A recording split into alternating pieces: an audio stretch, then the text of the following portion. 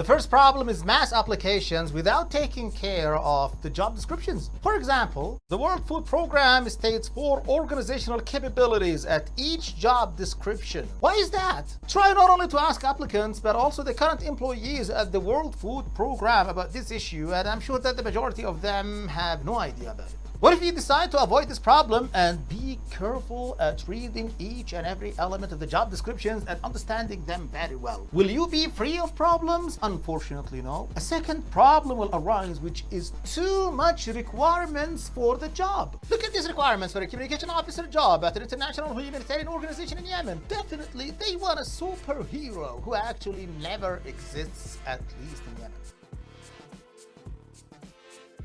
There are plenty of contemporary trends and challenges that face organizations in general and HR departments in specific, especially when these organizations work in hostile environments such as the humanitarian industry. Thus, the HR departments can't take the burden of human capital development and affairs alone. Instead, companies distribute HR functions and roles around the whole managers and even staff, which allows HR departments to focus more on long-term goals of human capital and talent management. That's why the WFP has invented the people strategy and generalize it around the whole staff. The program has specified leadership building as one of the 4 key imperatives for the people strategy. Consequently, the program established the leadership framework that consists of 3 elements bound by the program's corporate strategy and HR strategy. The 4 Ps are one of these elements. Therefore, the WFP has distributed its HR function via the generalized people strategy and clearly explained the relation and interaction between them. This is why job applicants see these 4 Ps in all the programs descriptions, because they are embedded in the whole workforce as part of the leadership framework.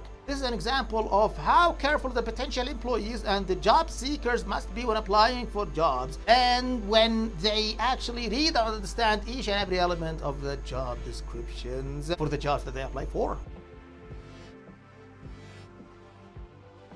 In March 1971 in the US, Willie Greggs didn't keep silent when he tried to apply for a job of coal miner or coal worker at Duke Power Company. Greggs was not accepted at the job because he was not in possession of secondary school education while it was a requirement for the job. Greggs claimed that this requirement was not necessary for the job at all. He also insisted that this requirement held implicit discrimination against Black Americans because most of them were not in possession of high school education in that time. Therefore, he raised a court case and he won it and he got the job at the company. His store established clear rules and guidelines for companies with respect to equal employment and other related law, including job requirements that must be related to the job and that must not include any forms of discrimination, whether explicit or implicit. This is totally against listing some requirements that call for imaginary superheroes, not employees. All companies must abide by these employment laws. That's why the WFP emphasizes competitiveness based on staff selection, as well as other humanitarian values of equity, diversity, and gender balance at each job description.